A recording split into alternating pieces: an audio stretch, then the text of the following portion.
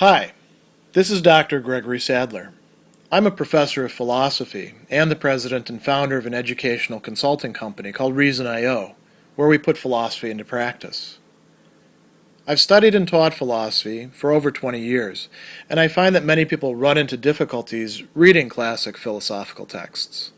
Sometimes it's the way things are said or how the text is structured. But the concepts themselves are not always that complicated, and that's where I come in. To help students and lifelong learners, I've been producing longer lecture videos and posting them to YouTube. Many viewers say they find them useful. What you're currently watching is part of a new series of shorter videos, each of them focused on one core concept from an important philosophical text. I hope you find it useful as well. The entirety of Seneca's On the Shortness of Life is concerned with time, what we do with it, what we make of it, whether we're living, merely existing, and so it's quite understandable that at some point he would turn to talking about what we could call not just the metaphysics of time, but also human attitudes towards and about and within time. And in chapter 10, he finally brings up the topic and introduces something that sounds very, very commonsensical, but there's a lot to it that we need to explore. There's three times: the past, the present, and the future. And we typically think of these as, lying on a sort of continuum where the past is, say, behind us, and we're in the present, and we're moving into the future. And we easily lose sight of the fact that the present is actually slipping into the past. It's becoming past. A lot of the past was all these presents that have now slipped into there. And they even had, each of them, their own future. And this has been going on age after age after age. Now, Seneca is going to say life is divided into, it's translated here as three parts, but a more literal translation would be three times, tria tempora. So three distinct times that are all connected with each other. What are these times? So it's interesting, too, because in the translations, typically they'll just say past and present and future. What Seneca is actually saying in the Latin is that which was. Makes sense that we would call that the past, right? Quod fuit. The present, quod est. What is? What's here right now, where we are in what we call the present. And then the future. Quod futurum est. And you notice that that word that we get future from is actually coming from the Latin here. And this is all from the words to be, right? What was, what is in the past, what happened, what is now in the present, and what is going to be coming in the future, hopefully, perhaps. The future, of course, is not fixed in stone the way, say, that the past is. And so he's going to go on and tell us of these, the present is brief. Now, what he calls the present here is literally what we do, quod agimus. And you could say that is how we pass time, right? But agimus also has this more energetic sense or quality to it. What it is that we commit to, what it is that we do with this little space that we have. As we're going to see, the present is indeed brief, breva in Latin. And then what else? Well, the future is uncertain or doubtful. The future is what we will do, quod acturi sumus, what it is that we probably, likely, hope to do, right? And then we have the past, what we did, what we committed to, what we spent our time on. That is certain. That is not going to change. That is how it already is. And so he says, this last, the past, is the category over which fortune, randomness in the world no longer has any control and cannot be brought back under anyone else's power. And then he's going to tell us something else. Preoccupied people, the occupati, right? The people who are busying themselves in the present, they lose this past. They don't have leisure to look back at the past, and even if they did have it, there's no pleasure in recalling it. We're going to come back to that in just a bit. But first we should think about this. So the present is an instant, a moment. It's here and then it's gone. It's now in the past, right? And the future becomes our present. So he goes on and he says that the present time is very brief. Indeed, so very brief that to some people it seems to be non-existent. There is no real present. It's always in motion, he says, slipping by and hurrying on. It ceases to be before it arrives, and it no more suffers delay than do the firmament, that's the sky, or the heavenly bodies, whose ever tireless movement never lets them remain in the same position. So, this is quite an important thing to say. And he's going to conclude that by bringing up once again the preoccupied people, those who are too busy in the present, those who are thinking about the future. And here he says the preoccupied are concerned with the present alone, right? Now, is that completely true? No, because he will talk about them being concerned with the future as well. But he says they're concerned with the present alone, and it's so fleeting it can't be grasped. Even that little amount is stolen away from them because they're pulled in many different directions. They are being drawn into all the things that occupy their minds, that keep them busy, busier than they ought to be. So coming back to this discussion of the preoccupied, he says preoccupied people lose the past. It's not that they don't have a past, but we're talking about the orientation of the human being to their past.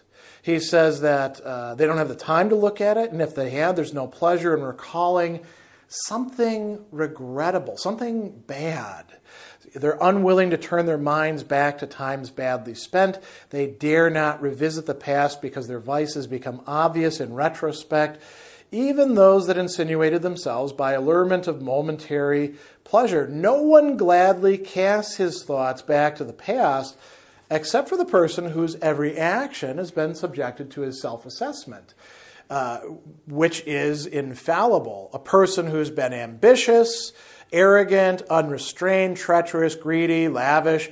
A person like this, as he says, has to be afraid of his own memory. And isn't this true? People sometimes will look back at a past, but it's a confabulated past in which they're the victim or they're the hero, not just the schmuck who screwed things up in ways that they could have avoided if they were actually, paying attention, following the ways that they ought to live. And so he goes on and he says, it's too bad, because this is the part of our existence that is consecrated and set apart, elevated above all human vicissitudes, removed beyond fortune's sway, harried by no poverty, no fear, no attacks of disease. This part, the past, can be neither disrupted nor stolen away.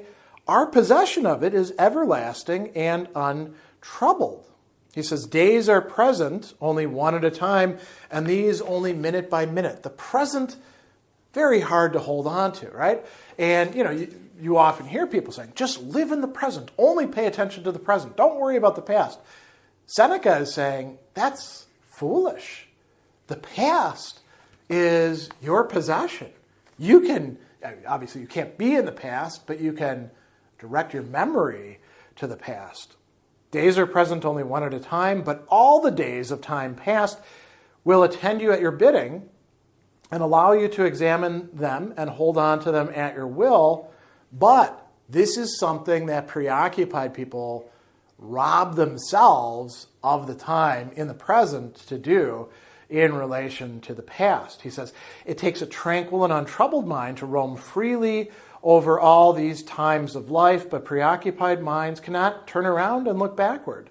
Their life disappears into an abyss, just as it does no good to pour any amount of liquid into a vessel if there's nothing at the bottom. It makes no difference how much time we're given if there's nowhere for it to settle. And a little bit later on, he is going to reference something really quite interesting. He's going to talk about, this is shortly after he talks about how we can recover our past, which we'll get to in a moment.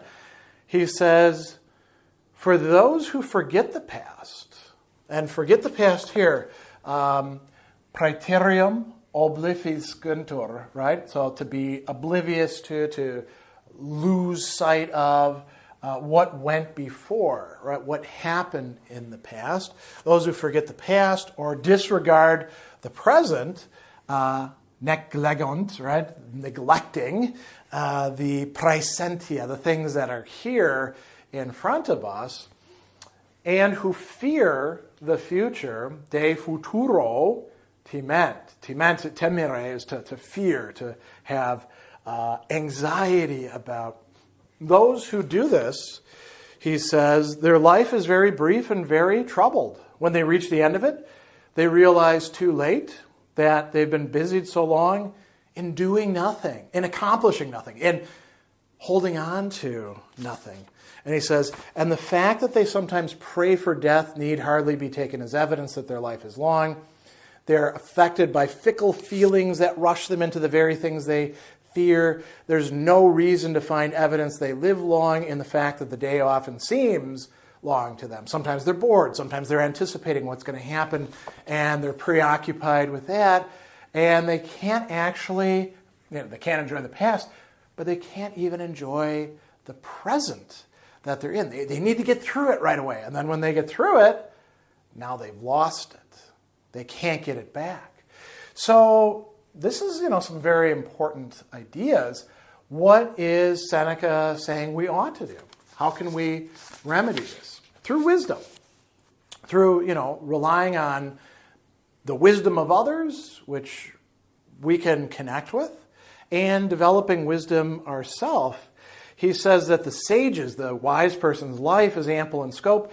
He's not constricted by the same limit that confines others. He's released from the limitations of the human race. Some time has passed. He holds it in recollection. He can access the past. Time is upon it. He uses it. He makes use of it. Time to come, this he anticipates. He looks forward to. And then Seneca says, and here's a very interesting idea, the combining of these, the integrating of past, present, and future together is what makes life long. Now, we can do this not only by living a long, productive, well-integrated life in our lifetime. We can actually expand beyond our own lifetime. As Seneca says, we can benefit from the wisdom of others. He says, those who give their time to philosophy or to wisdom are at leisure alone, they truly live. It's not only their own lifetime they watch over carefully. They annex every age to their own. All the years that are gone before are added to their own. And he gives, all sorts of examples of interesting philosophers and what they have to offer to us as high priests, as friends, as companions, as guides, as all of these different things that we could be connected to. And he says, since nature allows us shared possession of any age, why not turn from this short and fleeting passage of time and give ourselves over to the past? Not just our own past, but the past of others. Why not take it on and enjoy this measureless, eternal, shared with our betters? And so this is a way in which we can actually enjoy more time by imitating the wise person who integrates these three times together and thereby has a truly long life, not like the preoccupied, who are really neither in the past, nor in their present, nor even in their future, and who live a life that passes away all too quickly. We have a choice before us about how we understand and approach time.